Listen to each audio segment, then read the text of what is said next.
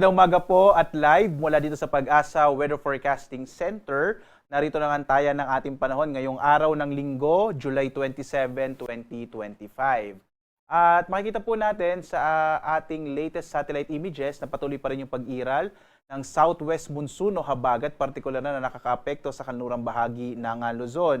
Samantala, meron pa rin po tayong tatlong mga weather system po. Yung una, yung low pressure area, nandito naman sa may bahagi ng labas na po ng Philippine Area of Responsibility. Ito yung dating bagyong si Dante, no? Na huling namatahan 690 kilometers north-northwest. Ito po siya, no? Sa may area ng north-northwest ng Itbayat sa Batanes. Nakita po natin, ibig sabihin ng kulay green na kulay dito ay malita yung chance na ito pa ay lumakas at inaasahan na malulusaw na ito sa mga susunod na oras. Samantala, yung bagyong Emong na may international name na Komay, ang ibig sabihin po pala ng Komay, ito po ay isang uri ng damo dito naman sa may Vietnam. So, Vietnam po yung nagbigay ng international name na Komay.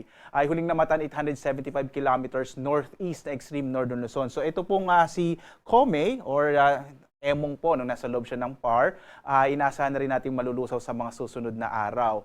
Yung isa pa nating bagyo na minomonitor sa labas ng Philippine Area of Responsibility, ito po yung Typhoon Krosa.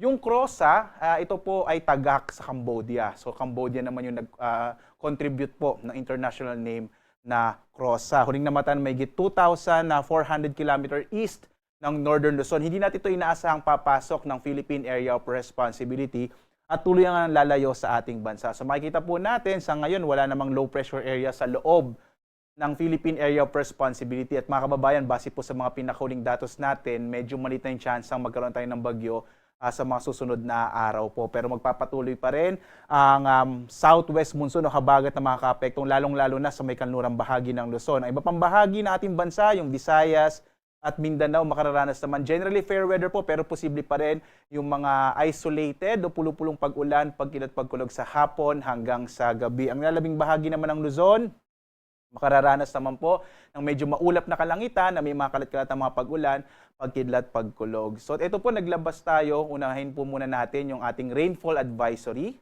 Muli po, no, inaanyayahan namin kayo bisitahin itong panahon.gov.ph kung saan makikita nyo nga yung mga inilalabas natin ng mga rainfall advisories, thunderstorm information, thunderstorm advisories, even yung mga heavy rainfall warning at general flood information. Makikita nyo po sa buong Pilipinas yung mga inilabas natin na warning na tumatagal po hanggang mga 3 oras. So as of 2 a.m., naglabas nga po ng warning particular na ng heavy rainfall advisory, particular na, or rainfall advisory rather, sa may area ng Pangasinan, La Union, gayon din sa may Quirino, Aurora.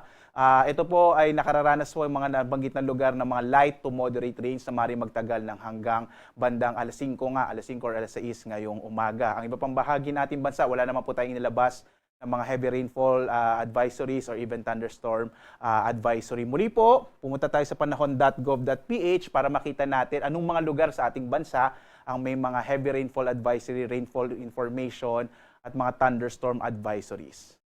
Samantala, naglabas din po tayo ng weather advisory as of 5 a.m.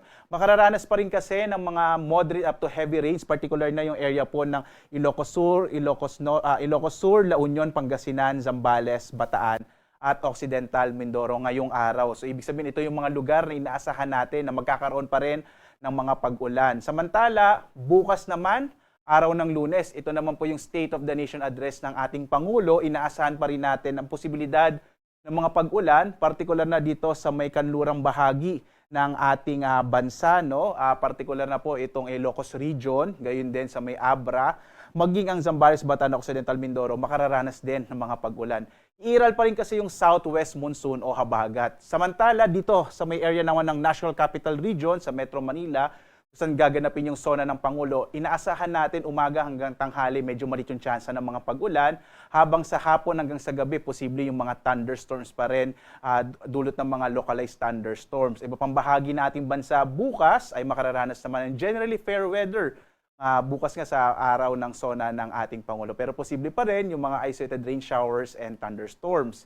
Pagdating po ng araw ng Martes, inaasahan pa rin natin na magpapatuloy yung mga pag-ulan sa may area na lamang ng Zambales, Bataan, Pangasinan, maging Benguet, gayon din sa may area ng Ilocos Sur, La Union, La Abra at Ilocos Norte sa patuloy pa ring epekto ng southwest monsoon o habagat. So asahan pa rin natin mga kababayan po natin, bagamat wala tayong bagyo, ay may epekto pa rin yung southwest monsoon dahil nga nasa panahon pa rin tayo ng tag-ulan. At ngayong araw nga, inaasahan natin ang mas malaking tsansa ng mga pag-ulan, partikular na sa may kanlurang bahagi ng Luzon, itong area ng Ilocos Region, Bataan, Zambales at Occidental Mindoro.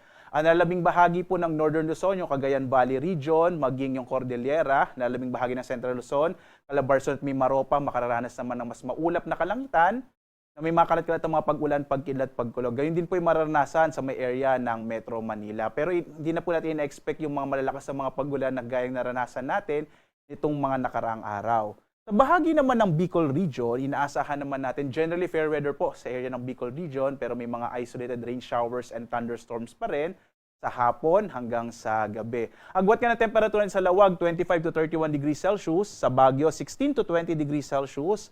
Sa Metro Manila, 25 to 30 degrees Celsius. Habang sa Tuguegarao, 25 to 33 degrees Celsius. Sa Tagaytay, 23 to 28 degrees Celsius. Habang sa Legazpi, Albay, 26 to 32 degrees Celsius. Dito naman sa Palawan, Visayas at Mindanao, makikita po natin may mga tsansa pa rin or mas malaki pa rin tsansa ng mga pag-ulan sa area ng Palawan at maulap ang kalangitan dulot ng habagat or southwest monsoon. Agwat ang temperatura sa Calayan Islands, 24 to 31 degrees Celsius. Sa Puerto Princesa, 24 to 31 degrees Celsius. Ang Kabisayaan na may makararanas po ng generally fair weather pero posible pa rin yung mga pag-ulan sa hapon hanggang sa gabi dulot ng mga localized thunderstorms. Agwat ng temperatura sa Iloilo, 26 to 32 degrees Celsius. Sa Cebu naman, 27 to 33 degrees Celsius. Habang sa Tacloban, 27 to 33 degrees Celsius. Ang bahagi naman ng Mindanao ay makararanas ng bahagyang maulap hanggang sa maulap na kalangitan na may mga pulupulong pag-ulan, pagkilat pagulog sa hapon hanggang sa gabi. Medyo mainit nga po yung mga temperaturang naitala dito sa area ng Mindanao. Kaya inaasahan din natin medyo mainit din po yung mararanasan sa araw na ito. Agwat nga ng temperatura sa Zamboanga nasa 25 to 34 degrees Celsius. Sa Cagayan de Oro, 25 to 34 degrees Celsius. Habang sa Davao, 25 to 32 degrees Celsius.